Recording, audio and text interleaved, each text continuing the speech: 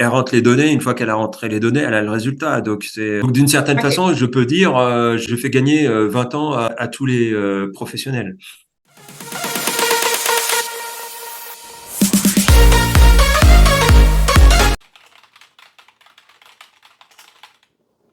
Oui, oui, j'aurais juste entré tes données après. Tout va être prêt. Faut juste qu'en arrière, là, je le fasse. Ça va être très bientôt. Je me présente, je m'appelle Geneviève de la chaîne de Gigi Bulle. Et si vous n'êtes pas abonné, vous pouvez toujours vous abonner. N'hésitez pas à vous abonner ici.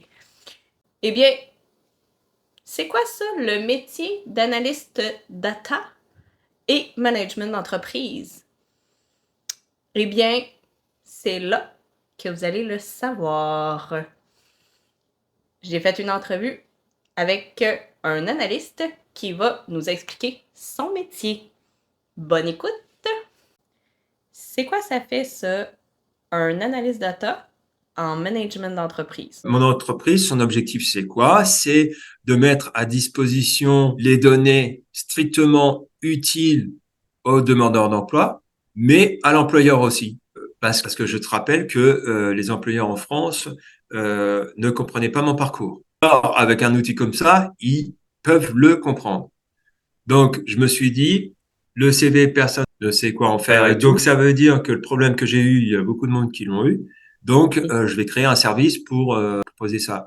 L'avantage de la pandémie qu'on a connue ces dernières années a fait que les problèmes RH au sein de l'entreprise qu'on a mis sous le tapis, j'aime bien cette image-là, hein, on a mis sous le tapis et la pandémie a fait le tapis s'est envolé avec la pandémie et du coup, bah, les problèmes, on pouvait pas les éviter.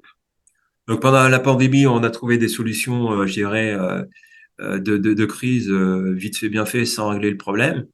Et donc maintenant que la pandémie est passée, bah il faut régler le problème et organiser l'entreprise autour des RH, puisqu'on a bien vu que avec la pandémie, si on n'a pas les RH pour faire fonctionner l'activité, on peut faire faillite alors qu'on a le carnet de commandes plein. Et c'est le Oui. paradoxe. C'est le Oui. paradoxe qu'on a découvert avec la pandémie. Donc voilà. Donc si tu veux, moi, mon activité en tant qu'entrepreneur, en tant que dirigeant d'entreprise, c'est ça. OK.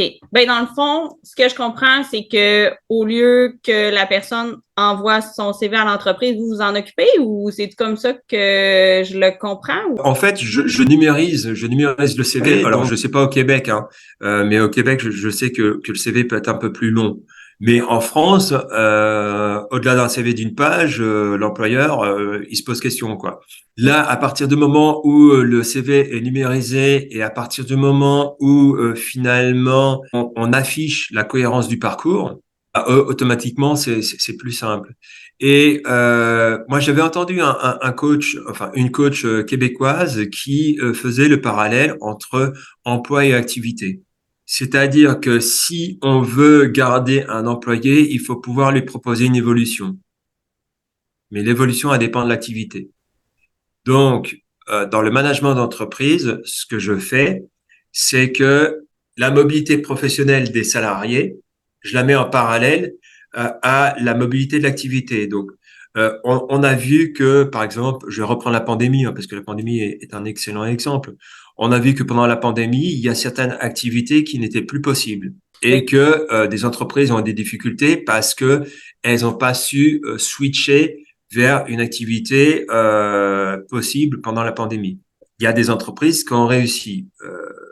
Si je prends certaines entreprises qui avaient l'outil industriel pour certains produits, elle a pu switcher avec le produit pour se laver les mains pendant la pandémie. Donc en fait, l'idée c'est ça, c'est mettre en parallèle l'évolution professionnelle des salariés avec l'évolution de l'activité pour que au niveau de l'organisation de l'entreprise, elle puisse euh, poursuivre une activité plus normale entre guillemets en période de crise, quoi. Si je prends par exemple en France les régions qui étaient les régions minières, bon donc il y avait une dépendance à une seule industrie et ben forcément, quand l'industrie s'est écroulée, bah, toute la région s'est écroulée aussi. Donc voilà, donc ce qu'on voit au niveau de la région, on peut le voir au niveau de l'entreprise, on peut le voir à tous les différents niveaux. Mon activité est justement d'organiser l'entreprise pour lisser un petit peu l'activité ou du moins les périodes les plus difficiles. Si on prend par exemple une entreprise qui a une activité saisonnière, est-ce qu'il n'y a pas une activité, je dirais, annexe complémentaire qui pourrait être mise en place en s'appuyant sur les compétences des salariés, puisque une compétence est utilisable pour plusieurs métiers. Donc, ça veut dire qu'on peut switcher d'un métier à un autre sur certaines compétences. Donc voilà mon activité et le lien entre les deux activités. Une partie technique et une partie plus, plus général. Fait que dans le fond, quelqu'un qui fait les gazons l'été, ben combler pour en hiver, qu'est-ce qu'il pourrait faire? On peut, oui, effectivement, parce que bon, il y a les sports d'été et les sports d'hiver. Donc, est-ce que une personne qui fait des sports d'hiver peut faire les sports d'été en Oui, termes d'activité?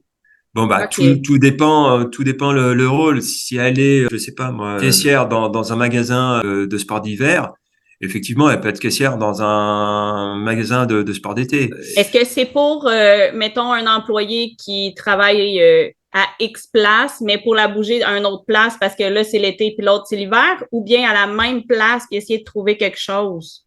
Ça dépend. Et puis, ça peut être des activités. Si tu veux, moi, dans ma tête, j'avais les idées claires, mais seulement dans ma tête. Simplement, c'est que des fois, on n'arrive pas à traduire ce qu'on a dans la tête, à le traduire en mots.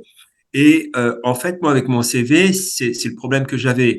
Et effectivement, quand je vois mon parcours, que je le retrace en fonction de mobilité et que j'ai donc tous les métiers qui arrivent au même endroit, je me dis oui.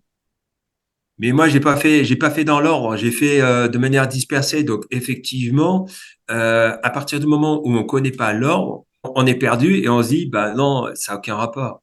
Et pourtant, tous les métiers que j'ai fait ont un rapport entre eux.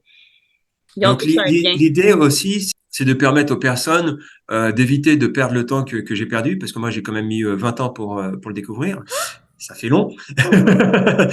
Donc, l'idée est de dire, bah voilà, vous avez ce problème-là, j'ai une solution, on l'applique à votre parcours, on voit ce que ça donne. La personne ne perdra pas 20 ans, quoi. Je veux dire, elle rentre les données, une fois qu'elle a rentré les données, elle a le résultat. Donc, c'est presque systématique par rapport aux 20 ans que j'ai passé pour trouver la solution, quoi. Donc, d'une certaine OK. façon, je peux dire, je fais gagner 20 ans à tous les professionnels.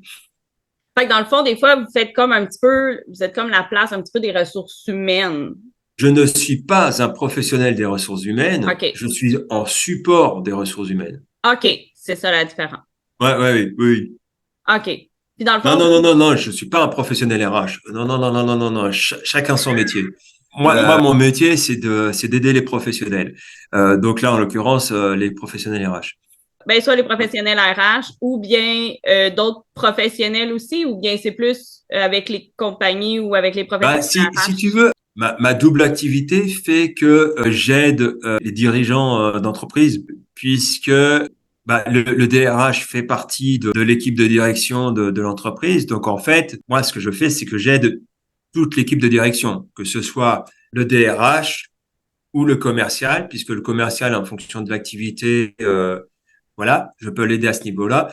Et la direction générale, parce que effectivement, il faut organiser tout ça et l'organisation des données, si elle se fait pas au niveau de la direction générale, le projet ne marchera pas.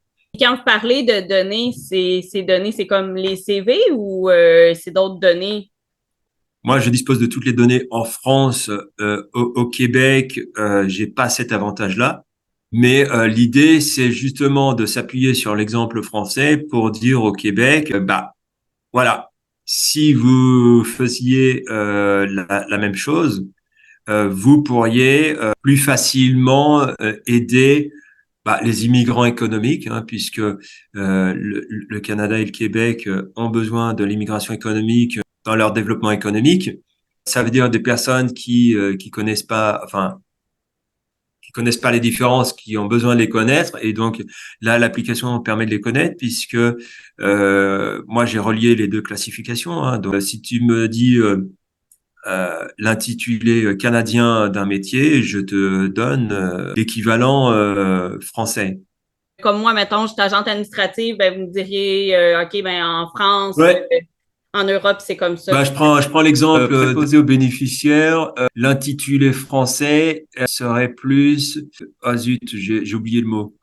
Juste en dessous d'infirmière. Mais ouais, ok. OK.